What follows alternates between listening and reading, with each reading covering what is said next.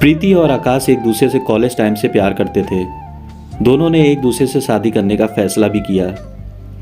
दोनों की मंगनी भी हो चुकी थी और 2 महीने बाद दोनों की शादी होने वाली थी।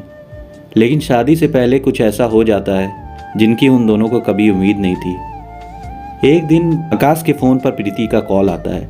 प्रीति कहती है, हेलो आकाश। आकाश कहता है, बोलो प्रीति। प्रीति कहती है, आई मिस यू। आकाश कहता है, आई मिस यू टू प्रीति। मुझे भी सुबह से तुम्हारी बहुत याद आ रही है और पता नहीं आज सुबह से ही बहुत घबराहट सी हो रही है मुझे। प्रीति कहती है, आकाश क्या आप मुझसे मिलने आ सकते हो अभी?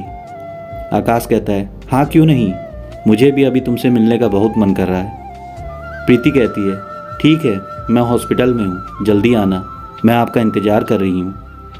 आकाश घबराते हुए, क्या हुआ, प्लीज़ मुझे बताओ।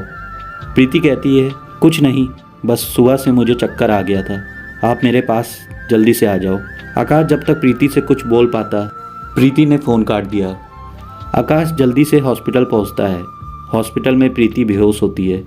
प्रीति के पापा वहां मौजूद होते हैं।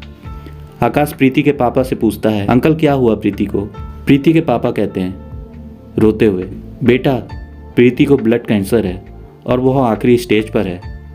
डॉक्टर कह रहे हैं कि अब उसके पास बहुत कम समय है।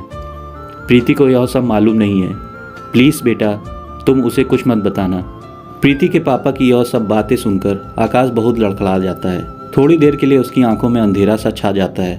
कुछ देर बाद प्रीति को होश आता है और वह अपने पापा से आकाश के बारे में पूछती है। उसके पापा बाहर जाकर आकाश को बुलाते हैं। आकाश दौड़कर प्रीति के पास जाता है। आकाश कहता है, प्रीति कैसी हो तुम? प्रीति कहती है, आप आ गए ना, अब सब ठीक हो जाएगा।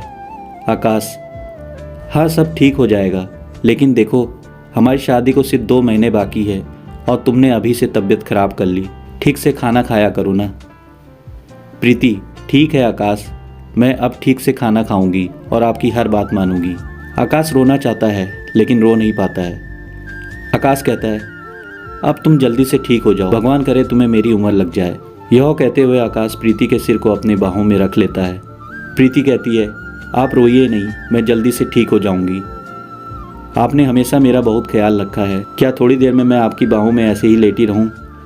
आकाश रोते हुए प्रीति के सिर को सहलाने लगता है। तभी आकाश को यह एहसास होता है कि उसकी प्रीति अब नहीं रही, लेकिन तब भी आकाश बिना कुछ कहे प्रीति को अपनी बाहों में थामे रखता है और उसकी आंखों में आंसू बहने लगते हैं।